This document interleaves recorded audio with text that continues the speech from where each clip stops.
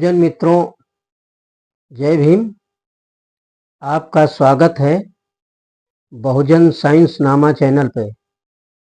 मित्रों, आज के वीडियो में आपके समक्ष प्रस्तुत है अंबेडकर का सपना, शोषक से बचो और देश का शासक बनो। बहुजन मित्रों, इस सपने को साकार करने के लिए मानवर कांशीराम जी ने 14 अप्रैल 1984 से सफर शुरू करते हैं और बाम सेफ के द्वारा बहुजन विचारकों को एकत्र करते हैं और अंबेडकर के सपने को साकार बनाने के लिए मानवर कांशीराम जी ने कन्याकुमारी से कश्मीर तक साइकिल यात्रा द्वारा अंबेडकर के सपनों का भारत कैसे बने बाम सेफ के द्वारा जनता को गाइडराइज किया और सच्ची लगन विश्वास दिला के जनता को विवेक से मनवादियों को परास्त करके उनके जनादेश को हाशिए पे ला करके खड़ा कर दिया। मित्रों, मनवादी पार्टियां विवश होकर के कांशीराम की आइडियोलॉजी की प्रशंसा किया और कांशीराम गरीबों, असहाय, अशिक्षित, वंचित समाज की आवाज और सहारा बने और मनवादियों की आज़ादी 1984 से जनादेश को छीन लिया और प्रथम बार बहुजनों की सरकार बहन मायावती 5 जून 1995 को यूपी में सरकार बनती है। मायावती की सरकार बनते ही आम जनता के कार्य एक आदेश पे होने लगे। मनवादियों ने सोचा और अपने सिद्धांत बदले और कांशीराम जी की आइडियोलॉजी के विपरीत कार्य करने का विकल्प ढूंढना शुरू किया और गरीब, असहाय, अशिक्षित उन्हीं को भांति भांति तरीके से गुमराह करने का कार्य शुरू कर दिया। फिर भी उससे बचते नहीं दिखे तो ईवीएम जैसे हथकंडे लोगों ने अपनाए और पुरानी टेक्नोलॉजी को परिवर्तित कर दिया, जिसका हश्र ये हुआ कि जो सत्ता दल सत्ता में आया वो उसका लाभ लिया। सत्ता दल कोई भी हो, वो उसे बचाए रखने और स्वयं की सत्ता बनी रहे, हर एक दल की मंशा रहती है और ये सदियों से होता आया है। बहुजन मित्रों, बहुजन साइंस नामा चैनल की बातें अगर आपको पसंद आती हैं तो सब्सक्राइब, शेयर और लाइक, कमेंट जरूर कर दीजिए और कमेंट में जय भीम, जय भारत तो लिखिए।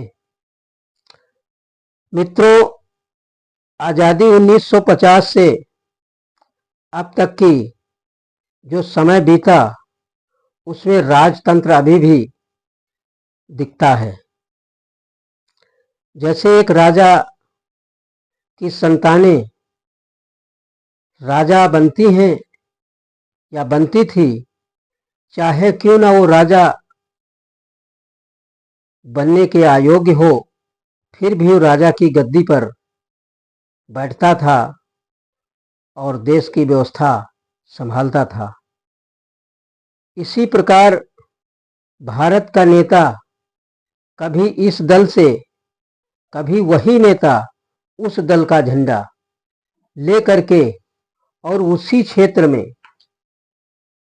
पार्टी की नीति गिनाता है और कहता है कि फला दल से टिकट लेके भैया जी आए हैं, हम क्षेत्र का विकास पिछले पंचवर्षीय में नहीं कर पाए, हम फला दल से आए हैं, हमें राजा की तरह गद्दी पे बिठा दो। मित्रों, जनता अपने अपने दलों की मतवाली दिखती है, उसे नहीं दिखता है कि ये 5 साल शासक बनाया गया था और मेरे लिए मेरी मुलाकात 5 साल में 5 बार भी नहीं कर सका और हम अंधा हो करके उसे फिर गद्दी पर बिठा देते हैं। मित्रों, ये क्रम राजाओं जैसा आज भी भारत में नजर आता है। जैसा राजतंत्र में राजा अपना राज नहीं खोना चाहता, उसी प्रकार भारत का नेता क्यों विपरीत सोचेगा। इसीलिए नेता के घर नेता और नौकरी के घर नौकर, व्यापारी के घर व्यापार, मजदूरों के घर मजदूर और गरीबों के घर गरीबी। मित्रों, ये परंपरा एक राजतंत्र की तरह दिखती है। इसलिए पैसा एक जगह बोरा बन के कमरों में अनाज की तरह स्टोर दिखता है। इसलिए भारत विकासशील देश में गिना जाता है।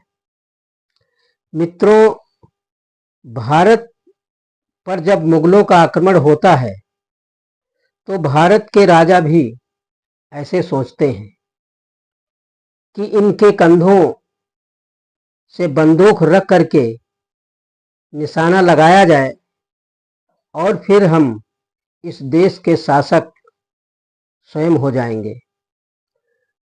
बहुजन मित्रों, भारत में जब मुगल साम्राज्य की स्थापना होती है तो मुगलों के आरंभ की शुरुआत बाबर से होती है। बाबर 11 साल की उम्र में फरगना की गद्दी पे बैठता है और उसे शीघ्र गद्दी छोड़नी भी पड़ती है। अनेक बार उसने उस देश को जीता और अनेक बार हारा। विपत्तियों ने उसे साहसी और उद्यमी बना दिया। वो मध्य एशिया को जीतने का स्वप्न लिया करता था, लेकिन जब वहां सफलता नहीं मिली, असंभव प्रतीत हुआ, तो वो दक्षिण की तरफ मुड़ा। काबुल जीत करके वो भारत को जीतने को सोच रहा था कि राणा सांगा ने उसे भारत पर आक्रमण करने के लिए आमंत्रित करता है। राणा सांगा बाबर की उम्र का ही था, उस पर गुजरात और मालवा का आतंक था, लेकिन वो दिल्ली पर हमला नहीं कर सका था। उसने बाबर को आमंत्रित किया और इस उद्देश्य से किया कि वो लूटपाट के चला जाएगा और दिल्ली की शक्ति कमजोर होने पर हम उसे खुद फिर संभालेंगे। वो दूसरे का मारा हुआ शिकार लेना चाहता था, लेकिन वो दूसरा उसका बाप निकला। वो वहीं जम के बैठा और वो राणा सांगा के सपने अधूरे निकले। मित्रों, इतिहास हमें ये संकेत देता है कि हमारे महापुरुषों के साथ क्या सलूक रहे होंगे और बाबा साहब के आने से, संविधान मिलने से हम आज सब कुछ दुनिया में कर सकते हैं, देश के शासक बन सकते हैं। तो मित्रों, अगर ये वीडियो आपको पसंद आता है तो लाइक, सब्सक्राइब, शेयर और कमेंट प्लीज़ करें। धन्यवाद। जय भीम, जय भारत।